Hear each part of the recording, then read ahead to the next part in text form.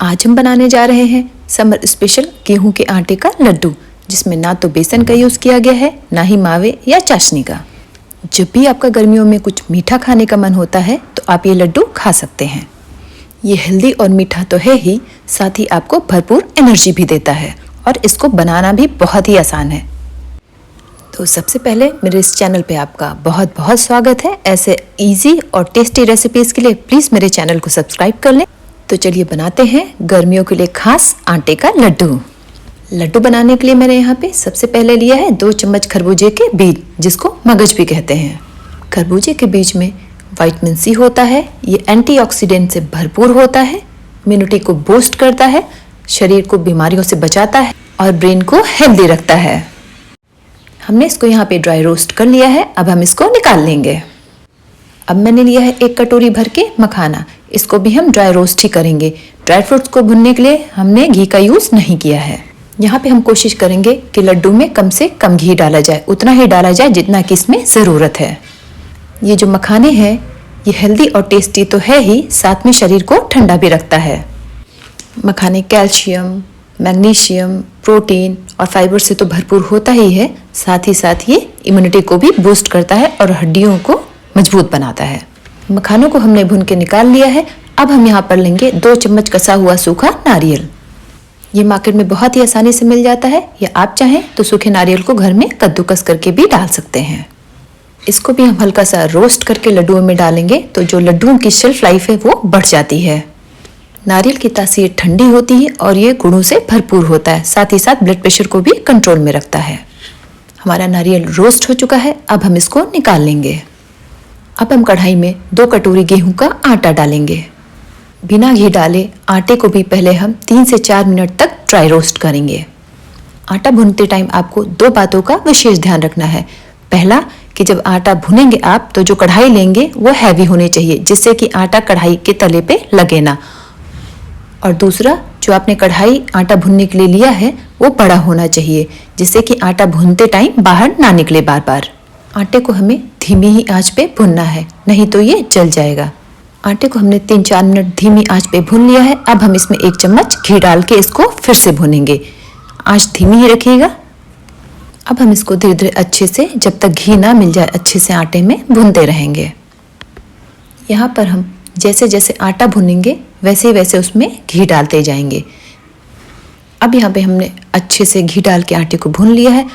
अभी हम इसमें 2 चम्मच घी और डालेंगे। घी डाल के हम इसको फिर भूनेंगे। हमारी जो गैस का फ्लेम है वो लो ही रहेगा।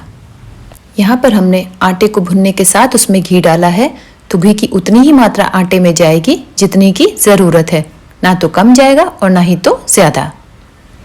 आटे से खुशबू आनी शुरू हो गई है, लेकिन अभी भी इसमें और घी की ज़रूरत है, तो हम इसमें 2 चम्मच घी और डालेंगे और फिर से इसको धीमी आंच पे भूनते रहेंगे। घी डाल के हमने इसको धीमी आंच पे थोड़ा और भुना है। आटा वैसे हमारा भुन चुका है, लेकिन मैं इसको थोड़ा सा और ब्राउन करूँगी, जिससे लड्डू का टेस्ट बढ़ जाता है। आटे में थोड़ा घी की ज़रूरत और है, तो यहाँ पे हम इसमें 3 चम्मच घी और डाल देंगे और डाल के उसको धीमी आंच पे फिर से थोड़ा सा भूनेंगे 2 से 3 मिनट तक। घी डाल के हम आटे को 2 से 3 मिनट तक धीमी आंच पे और भूनेंगे, जिससे घी और आटा बिल्कुल मिक्स हो जाए एक साथ में।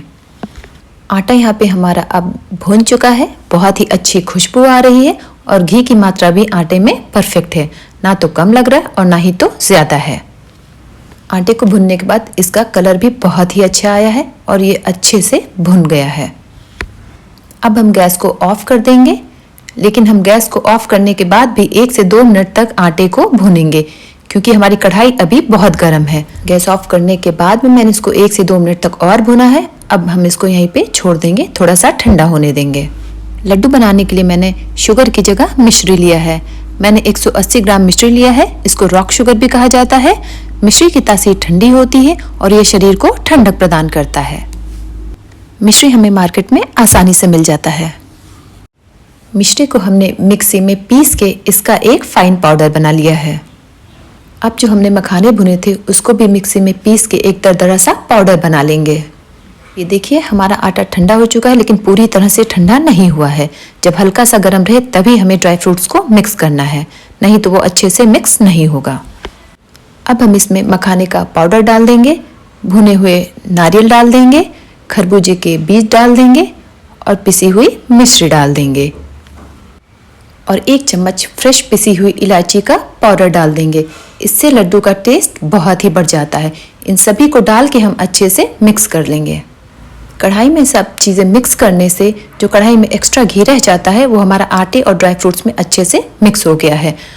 अब हम इसको किसी बर्तन में ट्रांसफ़र कर लेंगे और अपने मनपसंद छोटे या बड़े आकार के लड्डू बना लेंगे।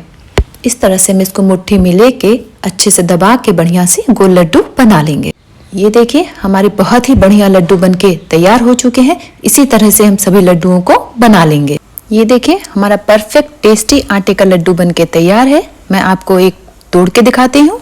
ये देखिए बहुत ही सॉफ्ट और टेस्टी बने हैं। तो इस तरीके से आप इन हेल्दी आटे के लड्डुओं को बनाइए और एंजॉय करिए। ये बनाने में बहुत ही आसान है। बस आटे को भूनते टाइम हमें एक बात का ध्यान रखना है कि आटे को बहुत ही धीमी आंच पे भूनना है। गैस की आंच तेज नहीं करनी है।